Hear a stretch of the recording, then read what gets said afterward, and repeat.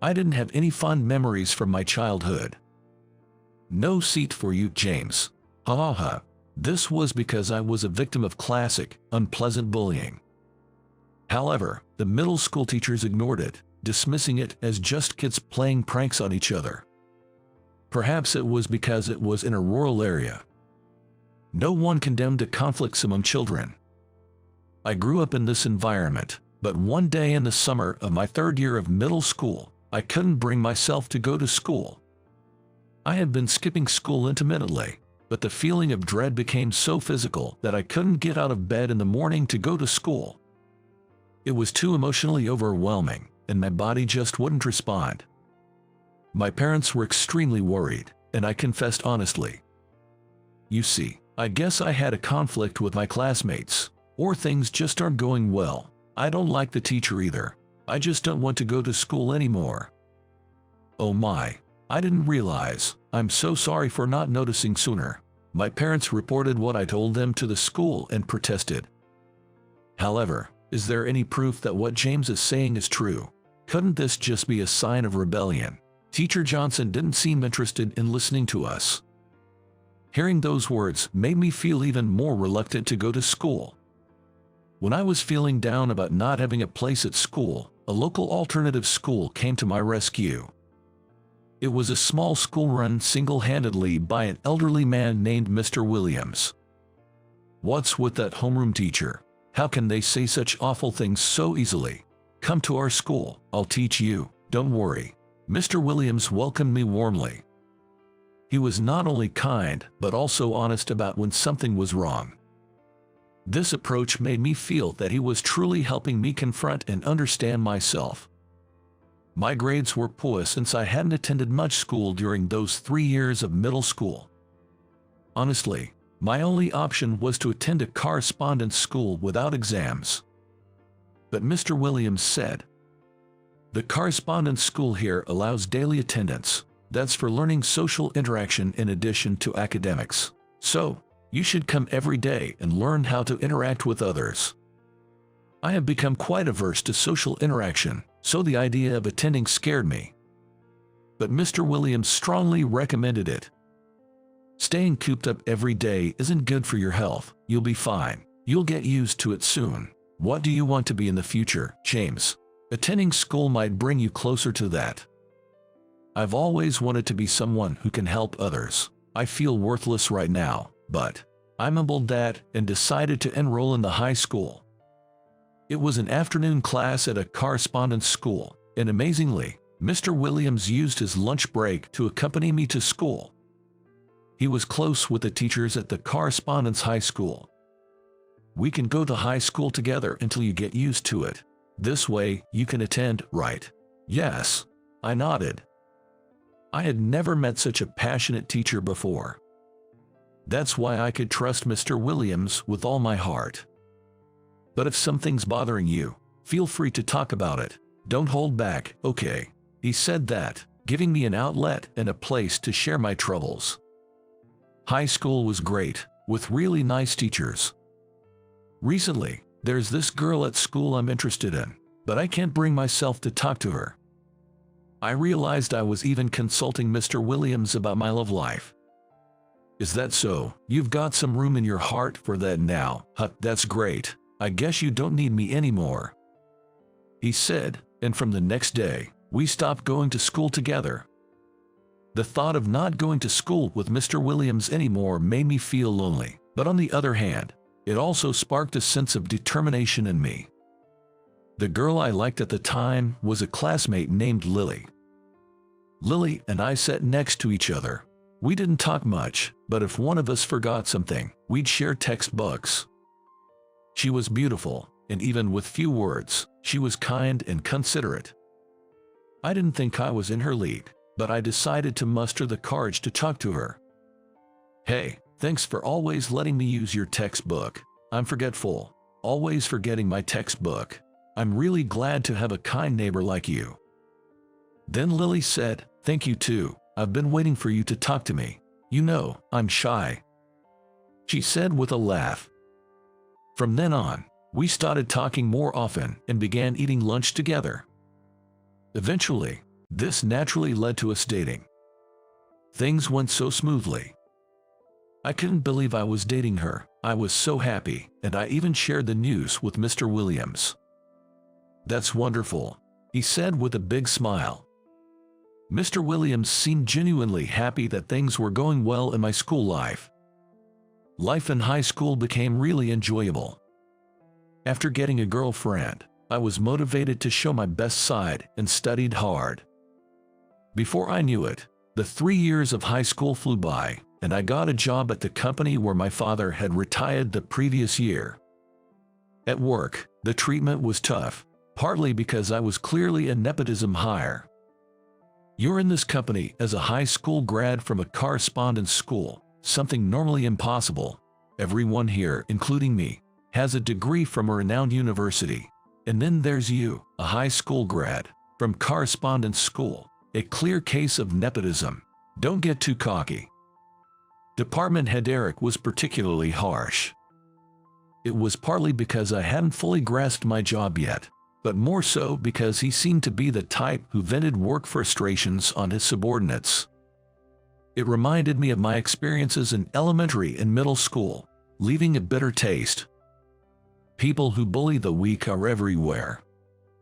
I need to become stronger. I decided to endure it. If I don't let it bother me, it's nothing. After working for 3 years, my income stabilized, so I proposed to Lily. "I know I've kept you waiting for a long time, but I want you to marry me." "To be able to marry you, James, makes me incredibly happy." She said this with a sparkling smile. Ever since we started dating, Lily has always been open about her feelings, making me feel needed and happy. While my personal life was going smoothly, my situation at work was getting worse. "After all, you're just a high school grad from a correspondence course." Eric would add these words meaninglessly at the end of our conversations.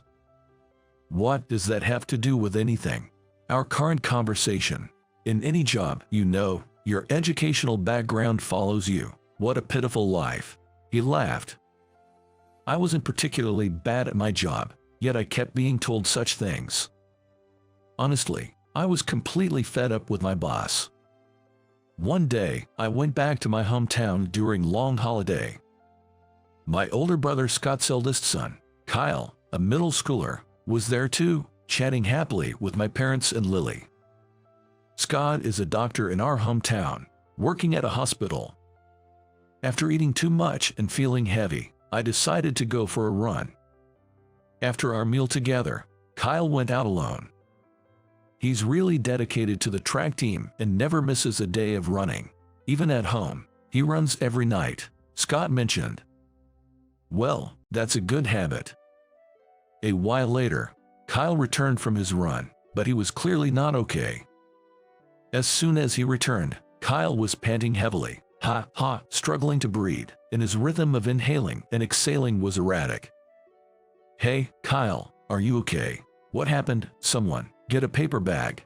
My brother Scott patted Kyle's back. "What's wrong? Are you okay?" Everyone was shouting worriedly, but my brother Scott called out to the family, "Quiet, don't talk to him. Just focus on exhaling. Forget about inhaling for now." He calmly instructed Kyle. I didn't understand what was happening and was at a loss for words. Anyway, I was feeling very anxious. But my brother seemed to know exactly what was going on. My mother fetched a paper bag from the closet and handed it to Scott. He put the bag over Kyle's mouth. "Breathe out slowly. You're okay now. Kyle, lie down and rest," Scott said and took Kyle to another room to rest. "Scott, what's going on? Does he have a serious illness?" Dad asked worriedly, but Scott shook his head. "That was exercise-induced hyperventilation syndrome.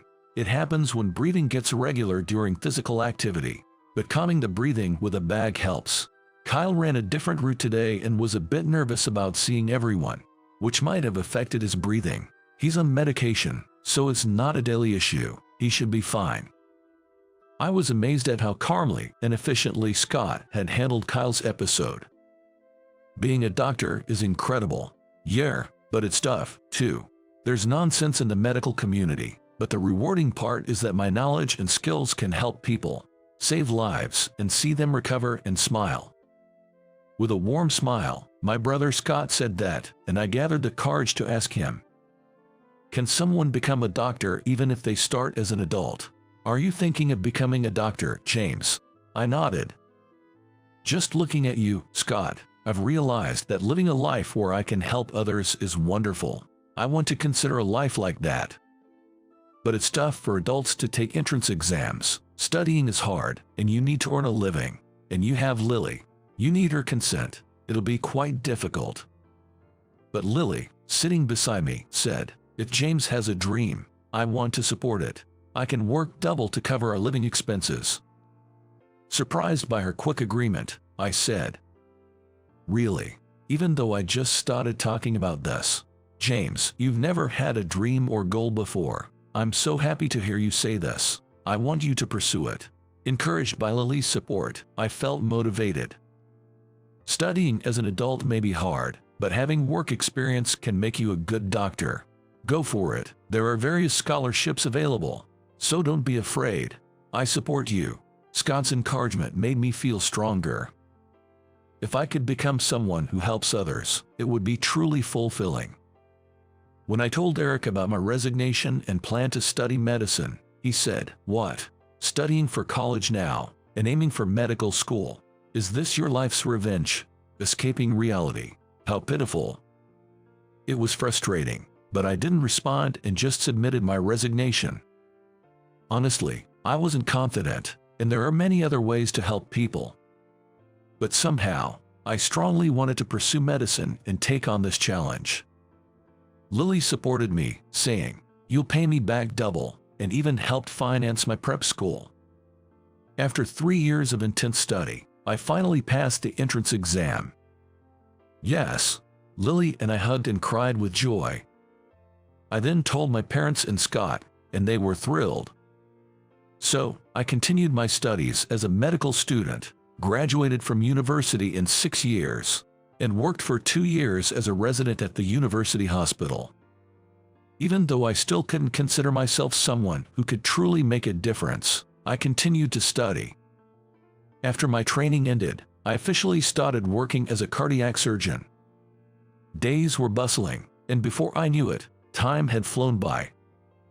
I gained confidence in my surgical skills and finally felt like I was a valuable, helpful person. Then, one day, Eric, I saw a familiar name on the patient chart for an upcoming surgery. To my surprise, the person who came into the consultation room was Eric, my former boss. "I'm Dr. Harford, your attending physician. I used to work under you." "Wait, are you the one from back then?" He looked shocked, recognizing me. "You can't be serious. You actually became a doctor." "It's no lie. I'll be handling your surgery." "Is there no way to change the surgeon? I am in charge of this surgery. I've performed many similar operations, so please rest assured." Eric turned pale and said, "I'm sorry for the past. Please, don't make any mistakes. I don't want to die. Don't worry, you're in safe hands." He seemed to think I might intentionally commit a medical error. That could never happen. But my former boss was visibly frightened, a clear case of reaping what one sows. Despite Eric's fears, the surgery was a complete success. "Eric, can you hear me?" He looked dazed as he woke up from the surgery. "Was it successful?" "Yes, the surgery was successful." Eric shed a tear. "I'm relieved, truly. Other hospitals refused me. It was a complicated surgery. If not for you, Dr. Harford, I wouldn't have survived. Thank you for saving me, despite everything. You're a real doctor." Hearing those words, I felt a long-standing cloud lift from my heart. Several years later, this time, surprisingly, my mentor from the free school, Mr. Williams, was admitted to the hospital. "Never thought I'd meet you as a doctor and patient. I'm so looking forward to it, I can hardly sleep. Ha ha ha." Mr. Williams said this the day before his surgery, but passed away unexpectedly that night. It was a sudden stroke. At the funeral, I was so shocked that I forgot I was a doctor, feeling lost and overwhelmed.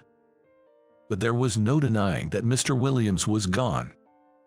I had to accept it. As I was leaving the funeral, James, Mr. Williams's wife, Emily, approached me. He was really looking forward to seeing you at the hospital. He even prepared a letter for you. Please read it. She handed me a white envelope. Inside, written in familiar handwriting, was this message. James, it took time, but I'm happy you found what you wanted to do and achieved your dream. Congratulations. You know, if it wasn't for you, if we hadn't met, I might have quit being a teacher. Thank you for letting me continue teaching. You said you wanted to be a doctor to help people, but you were already helping people before you became one. Mr. Williams. Tears streamed down my face. Even before I became a doctor, I wasn't worthless. Reading that letter helped me finally gain confidence in my personal life, not just work. Thank you for everything, Mr. Williams. Lily and I started visiting Mr. Williams's grave on his monthly anniversary. And now, I live confidently in both my professional and personal life with Lily, happily ever after. This, I believe, will never waver.